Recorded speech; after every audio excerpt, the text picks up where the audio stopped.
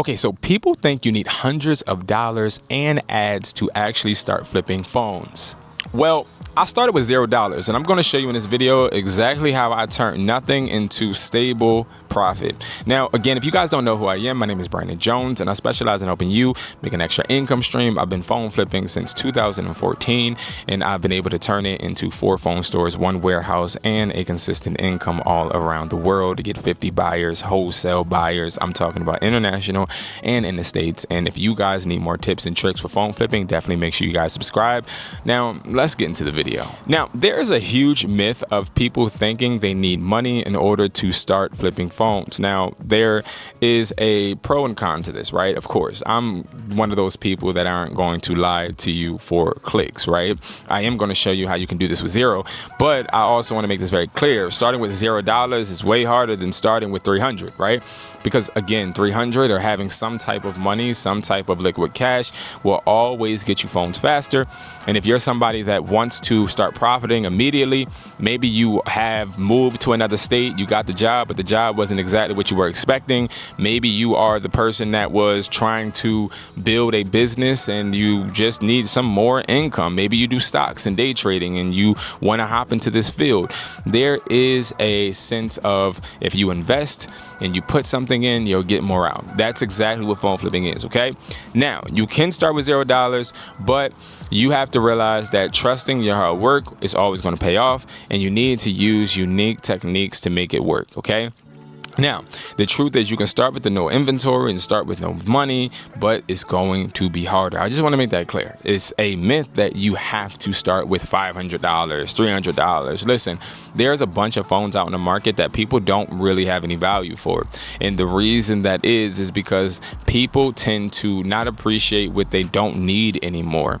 And what you're looking to do is capitalize off of that. A lot of people don't take advantage of capitalizing off of that phone that someone still has stuck in a drawer collecting dust. They may not actually deem that phone valuable, or maybe not as valuable as it is, or it is in the market value. So you need to make sure that you're capitalizing off of this using platforms such as Macari, such as OfferUp, Facebook, to actually see what phones people are selling locally so you can meet up with them, get the phones. And I just want to make this clear. I'm not asking you to be desperate. I'm not asking you to beg. What I'm asking you to do is use these techniques that I'm about to share with you to actually get these phones so you can build up some money to start actually doing this on a consistent basis. Okay, so the $0 phone sourcing method, there are 2, okay? I broke this down into 2 sectors. You have a consignment and a repair shop way, and then you also have a finder's way. Now, I'm not sure if you guys have ever heard of finder fees, right? I pay people to find phones for me, and I am the one that actually buys the phones. They just take some profit from that find. Now, this is something that has been around with a bunch of different type of businesses, but I put it into phone flipping because I used to actually find a store owner. It was a Sprint store owner, phones to buy.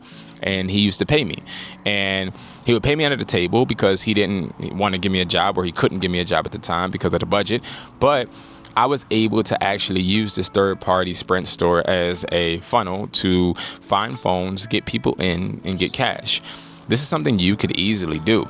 Now, you might not be able to work with phone stores because back then it was more of a hustle and bustle. Now it's more of a business structure where people don't want to take those gambles. And the world, let's be honest, has kind of changed. But what you can do is you can find somebody like me, an iPhone buyer. You can find them on OfferUp. You can find them on Facebook, and you can say, hey, I see that you have a iPhone, we buy iPhone post, and I don't have any iPhones. But one thing that I do have is time. And what I'm willing to do with you is I'm willing to actually look to try and find phones for you, and I'll charge you a $20 finder's fee. Like, you create that message, you send it to as many people online that you see buying phones as possible. You go print out some business cards and you go to phone stores. I'm telling you, this works. Now, the reason it works is because phone stores aren't doing great. Now, if you guys don't know, phone stores they have up and down seasons. Now, when it comes to January all the way to around April, it's really bad. But for the rest of the year after that, it really just dips. It depends on the store's location and it depends on what the store actually has. But one thing for certain is always going to be, for sure, phone sale. And phones keep people coming in. Therefore, if you go into phone stores and you tell people, hey, listen, my name is Brandon. I am somebody that has been finding phones for people for around such and such years. And I'm just looking to partner with somebody because I don't have the capital right now. And I wanted to see if I bring people in to sell phones to you, could I get a percentage? And a lot of phone store owners are actually going to be open to this idea. Why? They don't have to pay you hourly. They don't actually have to give you benefits. They don't have to really worry about you too much. It's just literally, if you bring me value, I give you value. It's a win-win, right? And this is something that you could do literally right now. It doesn't take too long, and it's definitely something that people around Philly do. And it's around, I think you can spend around like 3 hours a day looking online for phones and driving traffic into a business and still be able to compensate and make money. So if you guys were thinking about, well, how much money are we talking? So what you could do is you could charge somebody anywhere between $20 to $50 depending on what devices you are bringing in the store. Now, or you could do percentages. Now, the way I think about it is starting out, I don't want to do percentages because I really want to get paid per device a certain amount so I can dictate what my quota that I set for myself will be. But again, when you start actually bringing in a bunch of clientele, you could change it to percentages because that sort of kind of works, because then you'll start actually creating a business relationship with the store owner and hopefully you can start working with them on other projects. Now, the next method is the pawn shop and phone repair shop method. Now, this is going to be a method that I have people do to me, which is people walk into a pawn shop, prime example, and you can ask pawn shops, do they sell phones? A lot of them are going to say no. And the reason they don't sell phones is because the phone game is always changing and they don't always have the information needed to make sure that they are actually reciprocating or building the type of relationship they need. Prime example, right? If somebody goes and buys or brings an iPhone 13 into a pawn shop, how is that pawn shop going to assess that phone? Think about it. They're going to go to eBay, right? Now, when they go to eBay, the problem is eBay is highly competitive. A lot of pawn shops, you literally tell what they're going to sell based upon eBay.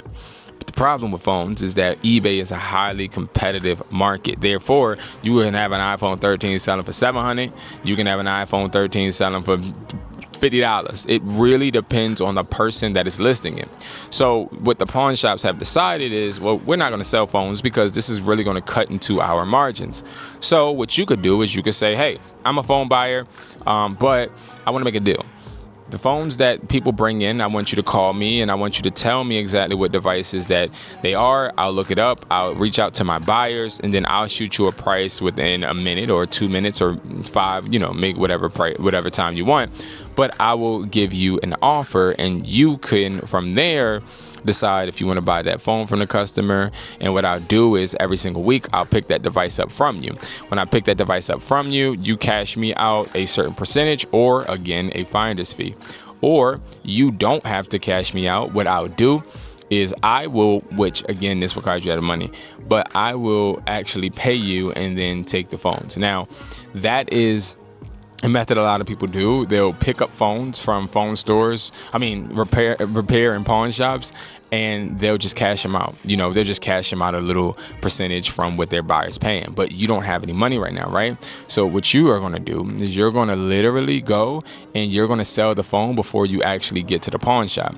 So let's say the pawn shop is selling, or the pawn shop got a iPhone 14 in, right?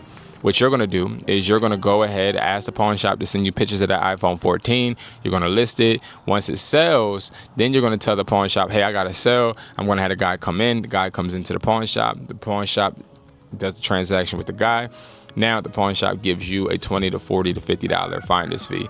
This is a really good method. People do it all the time because, again, pawn shops don't like losing money. Consignment shops are really hard to keep open, and also repair shops, don't sleep on them, because if you work with a repair shop, you can actually start buying broken phones. So you can get phones for less sent into that store. That store then will actually pay you for bringing in clientele, and then you'll be able to start raking in money. You turn that money into you getting capital so you can actually start phone flipping and start winning all by yourself. Okay, so with that method, with the pawn shop and the consignment shops, remember, you're going to be actually selling these phones for these pawn shops and consignment shops, and you don't have any money. So you don't have no money for ads. Now, this is going to be a section that I want all phone flippers to listen to. I don't even want just people that don't have money to listen to it. I want everybody to, because there is a huge myth out there that phone flipping is way more beneficial and you can make more money if you use Facebook ads. Now, let's be real. If I'm somebody that does not know how to negotiate, I can't sell my ass off, and I don't know how to articulate myself to talk people down on pricing, if I do get about 10 people that want to sell me phones, what does that matter if I don't know how to close it? What does that matter if I can't actually close that lead? So this is what you need to do. You need to make sure that when you are going into listing these phones, you're not relying on ads. Just list them on OfferUp. List them on Facebook Marketplace. Now, you want to list these for prices that are not going to be price gouging, but they're going to be market value based. Now, if you guys don't know, I have a phone flipping buyer's price list on hustlertaughtme.com. This price list gives you access to market value from 50 phone buyers, okay? 50, 25 internationally and 25 in the country. Now, we use this market value chart to actually see what phones are actually worth. Now, we use that, and then we could actually dictate and say, okay, well, all right, the pawn shop got the phone. Let's do an iPhone 15 Pro Max, for example. We know the iPhone 15 Pro Max, on the price sheet, the price list, it says the market value is $380. So if the market value is $380, then I know for a fact that we can't take anything less than $380. I told the pawn shop that. The pawn shop actually brought the phone for $250. So the pawn shop brought that phone for $250. So they're working with $130 something or around that amount of profit themselves. So now I know, okay, $380. I need to sell this phone for around $420. Right now, if I need to sell it for $420, I'm going to list that iPhone 15 Pro Max for $450 and let somebody negotiate me down. And again, I'm going to keep it up. Now, remember, selling to wholesale buyers faster than selling to consumers. So don't sweat if it takes you about 3 days. But understand, pricing a little higher than what you expect to sell the phone for is important, but also utilizing that market value to give to those pawn shops or to those repair shops so that they can make the appropriate offers is important, because the lower they get the phone, the more you can profit. And I share a bunch of these tips and tricks in my community. If you guys don't know, I do a phone flipping class every single Tuesday at 9 p.m. and my community is $87. With that community, you don't only just get the classes every single week, but you also get the phone flipping buyers price list, and you can talk to buyers directly in my community as well. So definitely take advantage of that. It is linked below. Now, again, guys, you want to make sure you're using all of these methods so that you can profit without having to get ads, okay? Ads are not needed. Now, guys, I think I shared a bunch of methods with you guys. If you guys need any help or any questions needed to be answered, make sure you guys comment below. Please like this video and also subscribe for more phone flipping tips and tricks if you guys need any help, any assistance, okay? Thank you guys so much for watching. I appreciate you, and I'll see you guys in the next video. Peace.